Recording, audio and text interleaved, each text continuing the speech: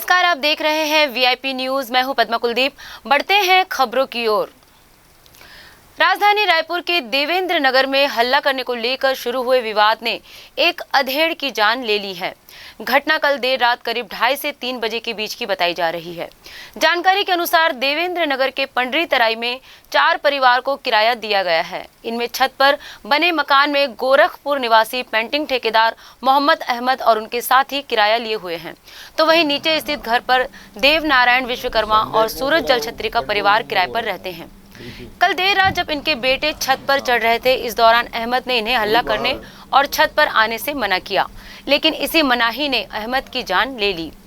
मना करने को लेकर विवाद शुरू हुआ और नीचे रह रहे परिवार वालों ने मिलकर चाकू और हथियार से हमला कर दिया। इस हमले में अधेड़ अहमद की मृत्यु हो गई है, वहीं उनके साथ रहने वाले युवक बुरी तरह घायल हो गए हैं। जानकारी देते हुए civil line CSP Virendra Chaturvedi ने बताया कि हमला करने वाले कुल 7 आरोपियों के खिलाफ शिकायत दर्ज की गई है। उन्होंने बताया कि कुल 4 आरोपियों को गिरफ्तार कर लिया गया है, वहीं 3 आरोपियों की पतासाजी की जा रही है।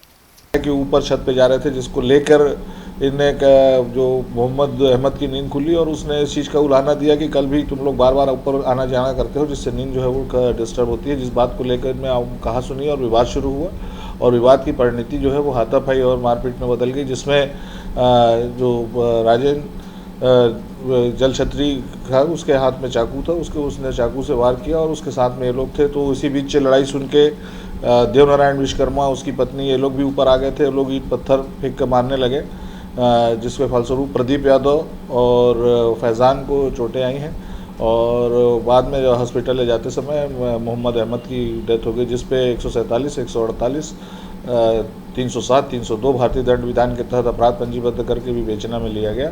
कुल 7 आरोपी में से 4 आरोपी जो है वो हिरासत में ले गए हैं। 3 की तलाश पुलिस द्वारा सरगर्मी से की जा रही है, जिसको जल्द ही गिरफ्तार करके माननीय न्यायालय के समक्ष प्रस्तुत कर दिया जाएगा। खैरागढ़ उपचुनाव की सरगर्मियां तेज हो गई है। बीजेपी हो चाहे कांग्रेस लगातार अपने पार्टी के पक्ष में वोट करने की अपील कर रहे हैं। बीजेपी के वरिष्ठ नेता बृजमोहन अग्रवाल लगातार लोगों से डोर टू डोर कैंपेन करके बीजेपी को जिताने की बात कह रहे हैं। खैरागढ़ उपचुनाव को लेकर हमारे सहयोगी खोमन साहू ने पूर्व मंत्री बृजमोहन अग्रवाल से खास बातचीत की। खैरागढ़ की सरगर्मियां तेज हो गई है। लगातार सभी पार्टियां अपने अपने जो है उम्मीदवार के पक्ष में प्रचार प्रसार कर रहे हैं। हमारे साथ बीजेपी के वरिष्ठ नेता है बृजमोहन अग्रवाल जी, उन्हीं से बातचीत करेंगे। सर, किस तरीके का माहौल देख पा रहे हैं? लगातार आप प्रचार प्रसार करने जा रहे हैं। खैरागढ़ की जनता ने तय कर लिया है कि वो कांग्रेस को सबक सिखाएगी। 3.5 साल में जिस प्रकार से जनता के साथ में कांग्रेस की सरकार ने मजाक किया है और 3.5 साल में खैरागढ़ में 1 रुपए का भी विकास का काम नहीं हुआ है। जो आपको चमचमाती सड़कें दिख रही हैं, ये भारतीय जनता पार्टी के शासनकाल में बनी और देवव्रत सिंह 3 साल तक गिड़गिड़ाते रहे, हाथ जोड़ते रहे, परंतु भूपेश बघेल जी ने उनकी एक नहीं सुनी, उनका अपमान किया। वो लगातार जिला बनाने की मांग करते रहे, उनका अपमान किया। 3-3 घंटे तक उनको मिलने का समय नहीं दिया।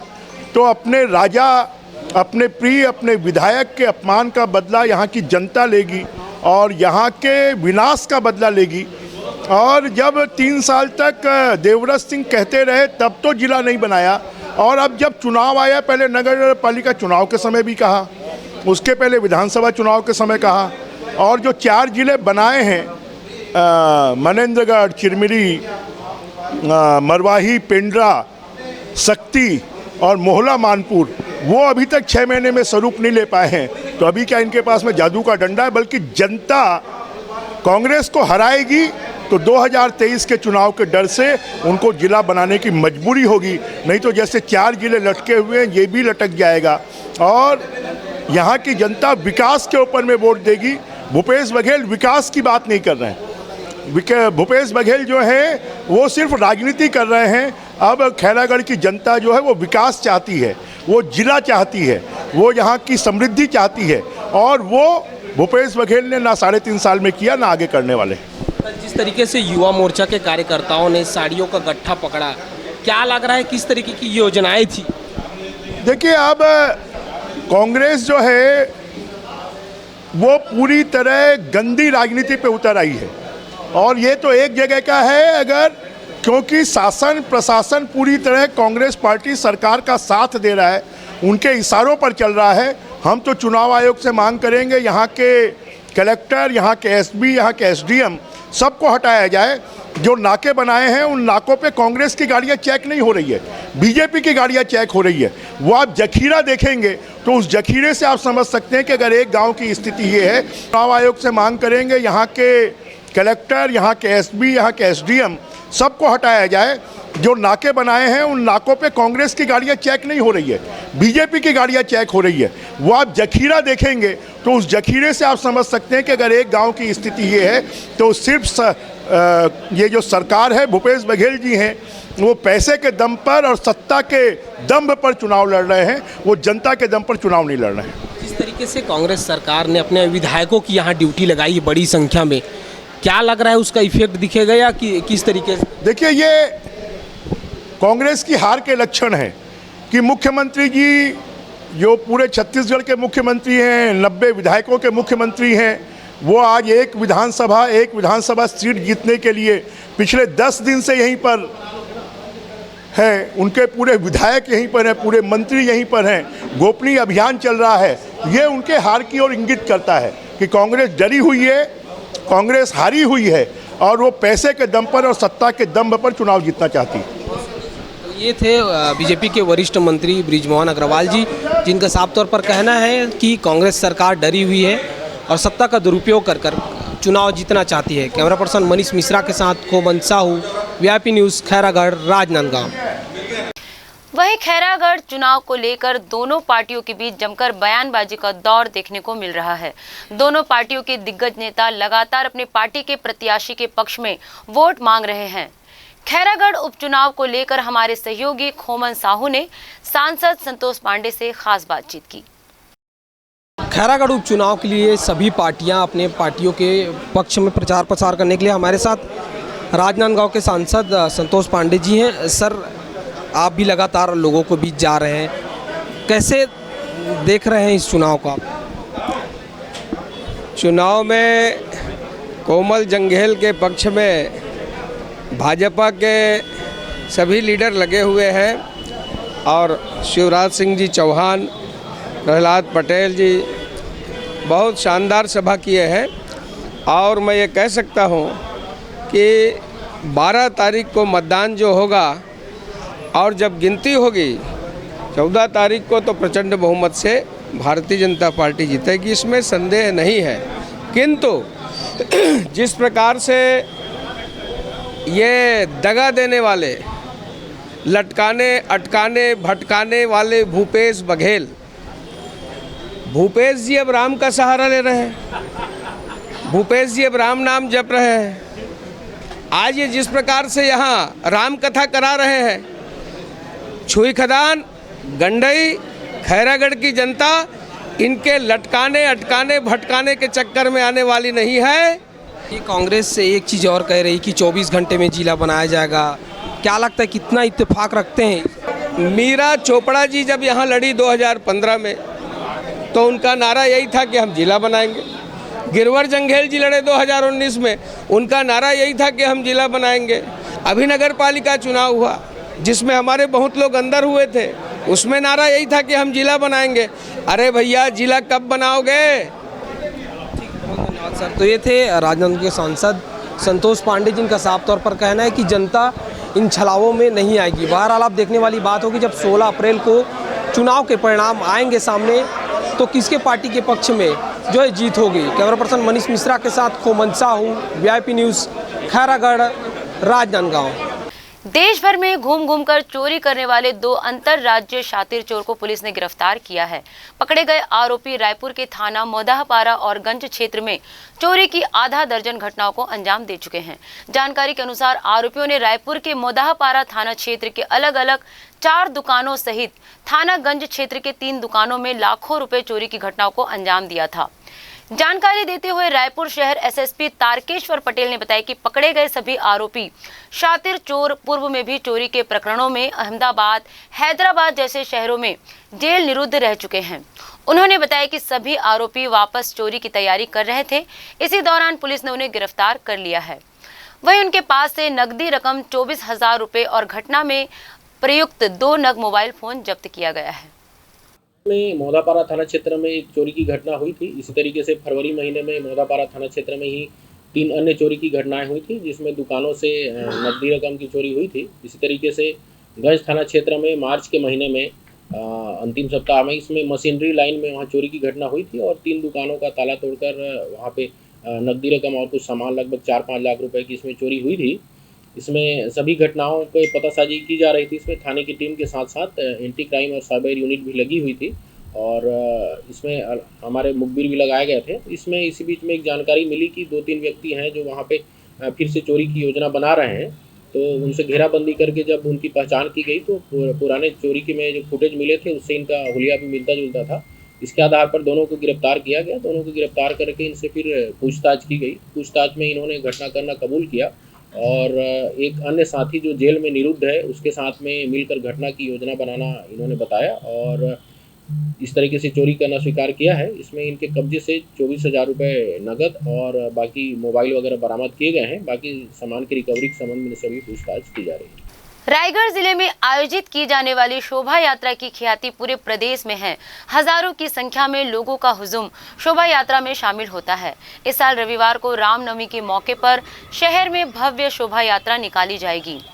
आयोजन समिति में लगातार बैठकों का दौर जारी है। इसी कड़ी में शनिवार को पुलिस अधीक्षक कार्यालय में आयोजन समिति के सदस्यों और पुलिस अधीक्षक की महत्वपूर्ण बिंदुओं पर चर्चा हुई।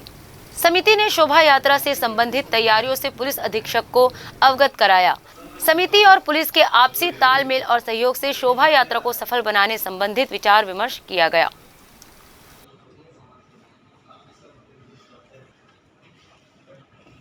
सबसे पहले तो मैं समस्त ज़िले वासियों को, छत्तीसगढ़ वासियों को रामनवमी की शुभकामनाएं देता हूं और उम्मीद करता हूं सब लोग एकजुट रह के और संगठित रूप से ये जो बड़ा पर्व है इसको मनाएंगे। हमारे यहाँ रायगढ़ में एक बड़ा चले रामनवमी की शोभा यात्रा होती है। बहुत काफ़ी इस बार बता रहे हैं कि 20 से 25 हज़ार की भीड़ उसमें आ सकती है और सभी समाज, सभी वर्ग के लोग, सभी धर्म के लोग उसमें हिस्सा ले रहे हैं और बड़े उत्साहित हैं उसको लेके। अभी कुछ देर पहले हमने समिति के सदस्यों से बैठक भी की थी और उनकी जो क्या क्या समस्याएं आ सकती हैं, क्या क्या सहयोग उनसे पुलिस को चाहिए और उनको पुलिस से चाहिए, उसके बारे में चर्चा हुई थी। अब ये हमारी उम्मीद है पूरी तरह से शांतिपूर्वक रहेगा। किसी भी तरह के एलिमेंट्स जो बदमाशी करते हैं या इस माहौल को बिगाड़ने की कोशिश करते हैं उन पर हमारी निगाह है। रामनवमी शोभा यात्रा की बैठक तो पूर्व में पुलिस अधीक्षक के दिशा निर्देश पे हो चुका था, किंतु आज एक सामान्य मुलाकात जो है फिर से जिला प्रशासन और पुलिस अधीक्षक द्वारा समिति को एक हिदायत दी गई है कि समिति के लोग वॉलंटियर जो हैं वो भी पुलिस का सहयोग करें और शांतिपूर्ण ढंग से रैली में साथ रहें और पुलिस के साथ मिल के समिति एक साथ मिल के वॉलंटियर के रूप में जो है वो कार्य करने के लिए चर्चा हुई है। इसके अतिरिक्त शस्त्र पूजा के साथ शांतिपूर्ण ढंग से निकालने की भी चर्चा हुई, उसमें भी एक बढ़िया चर्चा हुई है। रायगढ़ एसपी अभिषेक मीना द्वारा लंबित चिट फंड मामलों में आरोपी की पतासाजी, गिरफ्तारी से लेकर कंपनी की संपत्ति सीज करने के निर्देश पुलिस अधिकारियों को दिए जा रहे हैं। इसी क्रम में कोतवाली पुलिस को चिट फंड कंपनी प्रतिष्ठा इंफ्राकॉम इंडिया लिमिटेड के 2 डायरेक्टर और शेयर होल्डर को गिरफ्तार करने में सफलता मिली है। दरअसल कंपनी के असल डायरेक्टर्स द्वारा कंपनी के रजिस्ट्रेशन में अन्य लोगों का बतौर डायरेक्टर्स नाम दिया गया था। चिट फंड कंपनी प्रतिष्ठा इंफ्राकॉम इंडिया लिमिटेड के विरुद्ध शिकायतकर्ता ऋषि कुमार गुप्ता द्वारा कोतवाली में रिपोर्ट दर्ज कराया गया था। आरोपियों सहित अन्य 11 लोग द्वारा प्रतिष्ठा इंफ्राकॉम इंडिया लिमिटेड नामक कंपनी के डायरेक्टर्स द्वारा अधिक ब्याज और 3 साल में निवेश की रकम दुगना का प्रलोभन देकर अलग अलग लोगों से 2,65,000 लेकर कंपनी बंद कर फरार हो गए हैं। कोतवाली थाने में 2016 में एक मामला दर्ज हुआ था। ये प्रतिष्ठा इंफ्राकॉम कंपनी के खिलाफ में चिट फंड का मामला। इसमें उनके द्वारा काफ़ी सारे लोगों से पैसा जमा करवाकर ये कंपनी वहाँ से भाग गई थी। उस वक्त 10 लोगों का नाम इसमें आया था कि जिन लोगों ने जमा किया था इनका पैसा। अभी रिसेंटली कलेक्ट्रेट में और भी एप्लीकेशंस दी गई हैं तकरीबन 600 के आसपास, जिनमें टोटल और भी पैसा जो बता रहे हैं कि उनका कंपनी लेके गई 2 करोड़ के आसपास में बता रहे हैं। उस वक्त जो पैसे का अमाउंट बना था 2,65,000 के आसपास बना था, बट अब वो 2 करोड़ को क्रॉस कर गया है। तो इसके जो शेयर होल्डर्स और डायरेक्टर्स थे उनकी पतासाजी बहुत लंबे समय से की जा रही थी। तो इसी में कोतवाली पुलिस को सफलता मिली कि जहांगीर से इनके 2 शेयर होल्डर्स डायरेक्टर्स जो हैं वो बरामद यहाँ से गिरफ्तार किए गए हैं। एक है चांद मोहम्मद और एक है भैरव मिश्रा।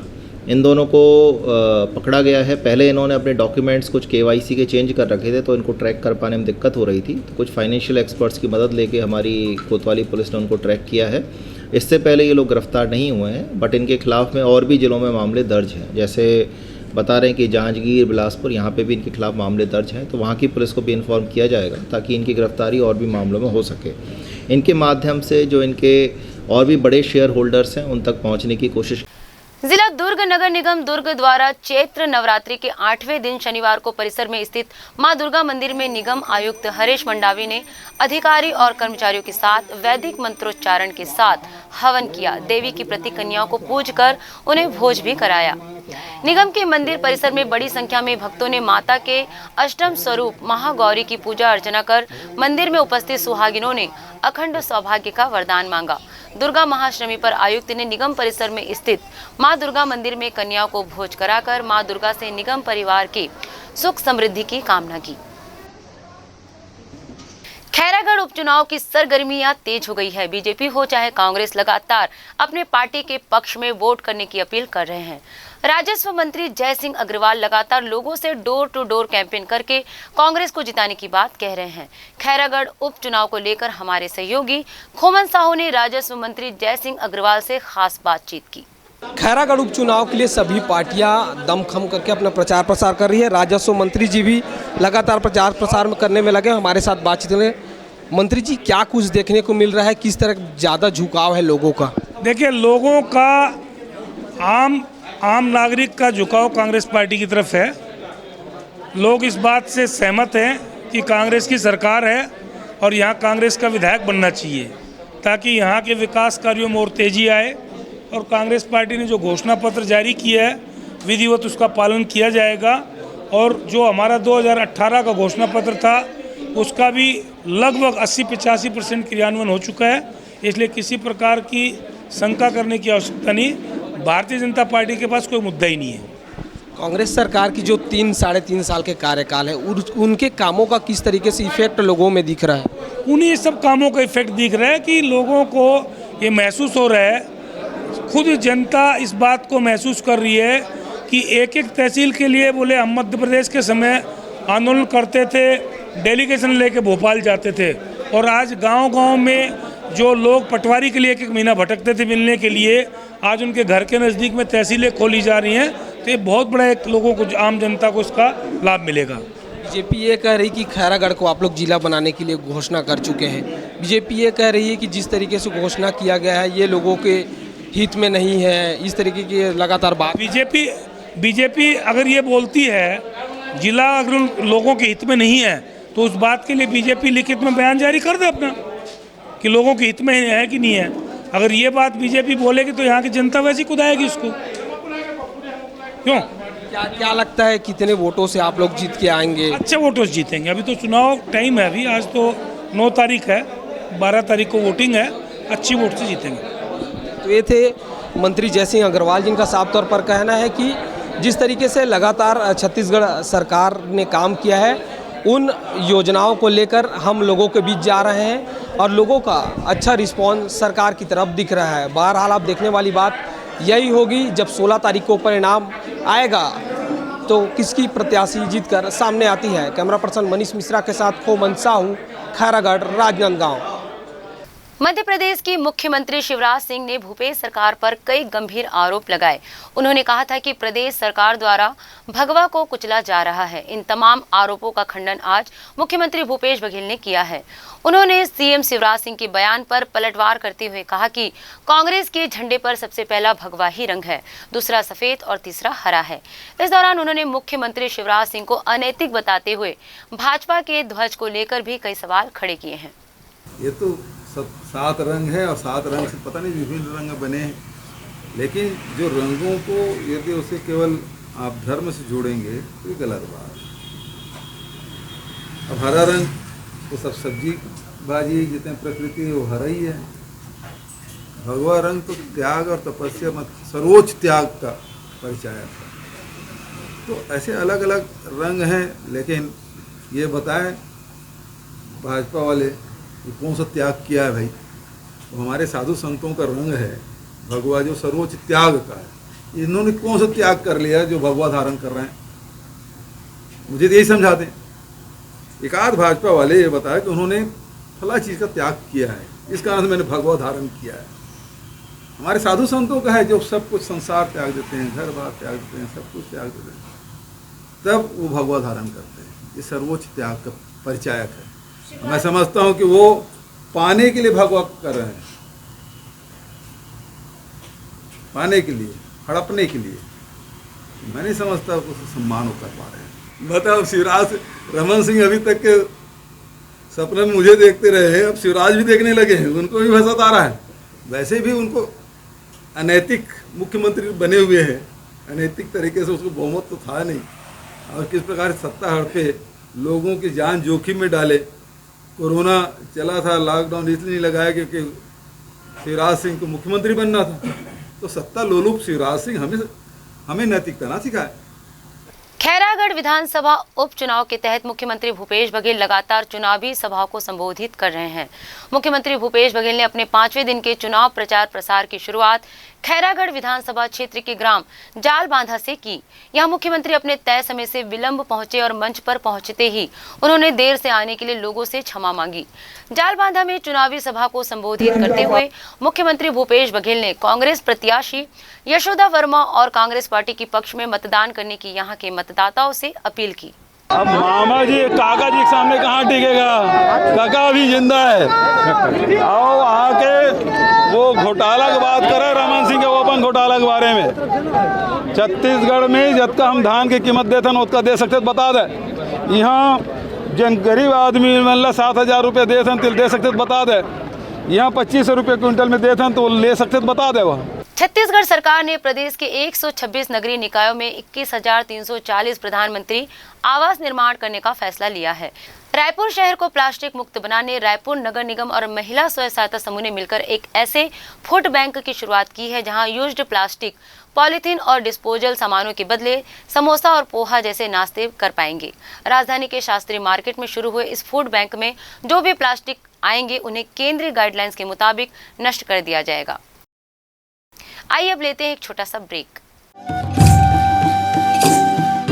बस्तर यानी घने जंगल, बस्तर यानी हरितिमा, बस्तर वनवासी, बस्तर जो कभी था अबूझ अब शासन की सूझबूझ से बढ़ रहा है प्रगति पथ पर। बस्तर प्रगति के कई स्तर। देखिए बस्तर की हर खबर अब वीआईपी न्यूज पर। ब्रेक के बाद एक बार फिर आप सभी का स्वागत है। प्रदेश के समस्त मनरेगा कर्मचारी अपनी 2 सूत्रीय मांगों को लेकर अनिश्चितकालीन हड़ताल पर है, जिसका आज 6वां दिन है। हड़ताल पर चले जाने से विकास खंड कोयली बेड़ा में मनरेगा के तहत चल रहे काम पूरी तरह से बंद हो गए हैं, जिसके कारण आम जनता को भी परेशानियों का सामना करना पड़ रहा है। हमारी प्रमुख 2 सूत्री मांग है। तो प्रथम मांग है चुनावी घोषणा पत्र को आत्मसात करते हुए समस्त मनरेगा कर्मियों को नियमितीकरण किया जाए। दूसरी मांग है नियमितीकरण की प्रक्रिया पूर्ण होने तक ग्राम रोजगार सहायकों को ग्रेड पे निर्धारण करते हुए समस्त मनरेगा कर्मियों पर सिविल सेवा नियम 1966 एवं पंचायत कर्मी नियमावली लागू किया जाए। यही हमारी 2 सूत्री मांग। जैसा कि हमने 4 तारीख से अनिश्चितकालीन हड़ताल का निर्णय लिया है और आगे हमारे हड़ताल अभी जारी है, 6वां दिन हो गया है। और जैसे अभी तक हमको शासन की तरफ से किसी प्रकार का पहल नहीं हमको लिखित है, न ही कोई मौखिक आश्वासन मिला है, जिसके तहत अब हम 11 तारीख को जिला स्तर पर धरना प्रदर्शन और रैली करेंगे और आगे भी हमारी मांग पूरी नहीं होती तो हम राज्य स्तर पर जाएंगे और उग्र आंदोलन करने के लिए मजबूर हो जाएंगे। रायपुर के तेलीबांधा थाना क्षेत्र में तलवारों की अवैध बिक्री कर रहे एक आरोपी को रायपुर पुलिस ने गिरफ्तार किया है। आरोपी के पास से 153 नग तलवार भी बरामद की गई है। जानकारी देते हुए Raipur civil line CSP Virendra Chaturvedi ने बताया कि आपराधिक प्रवृत्ति के लोगों को इस तरह तलवार बेचे जाने की शिकायत तेलीबांधा थाने में मिली थी, जिस पर कार्रवाई करते हुए आरोपी निर्मल सिंह को गिरफ्तार किया गया है। वहीं उसके पास से 153 नग तलवार भी बरामद की गई है। उन्होंने बताया कि जब्त तलवार की कीमत लगभग 1.5 लाख रुपए से अधिक आंकी गई है। थाना तेलीबांधा में थाना प्रभारी को सूचना मिली थी कि निर्मल सिंह श्यामनगर का निवासी है, जो कि तलवार जो है उसको बेचने का काम कर रहा है और बहुत से असामाजिक तत्वों के द्वारा उससे तलवार जो है वो खरीदी गई है। इस सूचना को गंभीरता से लेते हुए थाना प्रभारी के द्वारा तत्काल इस मौके सूचना की तस्दीक की गई। सूचना के तस्दीक के अनुसार निर्भय सिंह के श्यामनगर स्थित गोदाम से करीबन 153 नग तलवार जो है वो बरामद की गई है और उसके विरुद्ध 25/27 आर्म्स एक्ट के तहत कार्रवाई जो है वो थाना तेलीबांधा से की गई है, जिसमें माननीय न्यायालय के समक्ष उसे आज प्रस्तुत किया जाएगा। सरगुजा जिले में आरटीओ उड़न दस्ता नियमों को ताक में रखकर धड़ल्ले से अवैध वसूली का खेल खेल रहा है। सड़कों पर दौड़ने वाले ट्रक से बिना रसीद की वसूली की जा रही है। बता दें कि ये पहला मामला नहीं है, इससे पहले और भी कई मामले हैं जिसमें आरटीओ उड़न दस्ता टीम के द्वारा वाहनों को रोककर अवैध उगाही की गई है। दरअसल अंबिकापुर रायगढ़ मुख्य मार्ग में आरटीओ उड़न दस्ता टीम द्वारा एक ट्रक को रोककर पूछताछ की गई, जिसमें पाउडर लोड था। चालक उसे जमशेदपुर से इंदौर लेकर जाना बताया। चालक ने आरोप लगाते हुए कहा कि आरटीओ उड़न दस्ता की पूछताछ करने के बाद आरटीओ उड़न दस्ता द्वारा एंट्री के नाम पर 2 वाहनों से 500 रुपए बिना रसीद लिए वसूले गए। हाँ, क्या बोल रहे थे? 500 रुपए लिए 2 गाड़ी से, एक देवास वाली गाड़ी से और एक हमारी गाड़ी से। 500 रुपये किस चीज़ का लिए? वो एंट्री करा, बोले एंट्री करवा मेडिकल तो रसीद वगैरह दिए? नहीं, रसीद दिया नहीं, वो एंट्री करा उन्होंने कागज में। नहीं तो आप बिना रसीद के आपको पैसा ले लिए तो आप मांगे नहीं उसे रसीद की? हमको रसीद दीजिए। रसीद तो वो देते कहाँ, रसीद दो तो 1200 रुपये देना पड़ता। बोल रहे थे? हाँ। क्या है कि आरटीओ 2 पार्ट में डिवाइड है। एक होता है ऑफिशियल वर्क और एक होता है इन्फोर्समेंट, है ना। आरटीओ जो ऑफिशियल वर्क है, जो आरटीओ संचालित काम होते हैं उनके द्वारा, और सेकंड जो लोग रोड में चल रहे हैं उनके द्वारा क्या नियमों का पालन किया जा रहा है नहीं किया जा रहा है, उसके लिए फ्लाइंग टीम गठित की गई है। अभी वर्तमान में फ्लाइंग टीम है वो मुख्यालय से कंट्रोल हो रही है, उनके निर्देश पे ही काम कर रही है और उनके द्वारा लगातार कार्रवाई की जा रही है, जिसमें आप बोल के छोटे वाहनों पे कार्रवाई हुई है। एक्चुअल में ऐसा कोई लिमिटेशन नहीं कि छोटी और बड़े वाहनों पे कार्रवाई होनी है, जो भी वाहन है जो नियम विरुद्ध चल रहा है उस पर कार्रवाई होनी चाहिए। रायगढ़ में कोतवाली पुलिस की ताबड़तोड़ कार्रवाई सामने आई है। मामला बीती रात का है, जहां बूजी भवन हंडी चौक मार्ग पर बर्फ मांगने के विवाद पर 2 युवकों द्वारा चाकूबाजी की गई, जिन्हें कोतवाली पुलिस ने चंद घंटों में ही धर दबोचा। बता दें कि जूट मिल निवासी अक्षय शराफ की लस्सी की दुकान हंडी चौक बूजी भवन मार्ग पर स्थित है। वहां रवि श्रीवास और शाकाल नाम के 2 युवक बर्फ मांगने के मामले में विवाद को लेकर दुकानदार अक्षय शराफ पर चाकू से वार कर दिया और मौके से फरार हो गए। तत्काल प्रत्यक्षदर्शियों ने घायल दुकानदार को जिला चिकित्सालय में भर्ती कराया और इसकी सूचना कोतवाली में दर्ज कराई। कोतवाली पुलिस को सूचना मिलते ही कोतवाल मनीष नागर ने चंद घंटों में ही दोनों ही आरोपी को धर दबोचा और आगे की कार्यवाही कर रही है। हांडी चौक के पास मेरा एक लस्सी दुकान है, कुशल लस्सी सेंटर के नाम से, और उधर 2 आदमी आए, मेरे को बर्फ मांगे तो मैं मना कर दिया। तो उसके बाद वो झगड़ा कर दिया, खराब भाषा से गाली गुलच किया, मारपीट किया, गले में चाकू लगाया और पीछे में मेरा पीठ में चाकू लगा दिया। अक्षय शराब का दुकान हंडी चौक के पास था, वहाँ पर आरोपी रवि श्रीवास और सकाल नाम का 2 व्यक्ति बर्फ़ मांगने की बात को लेकर दुकानदार से हुज्जतबाजी करने लगे। हुज्जतबाजी करने के बाद रवि श्रीवास के पास में एक चाकू रखा हुआ था, जिससे अजय के पेट पे उसने वार किया और वार करने के बाद मौके से फरार हो गया। पीड़ित के मित्र के रिपोर्ट पर 307 का मुकदमा कायम कर आरोपी को पकड़ लिया गया है, न्यायिक रिमांड पर भेजा जा रहा है। इस बुलेटिन में फिलहाल इतना ही। देखते रहिए VIP न्यूज़। नमस्कार।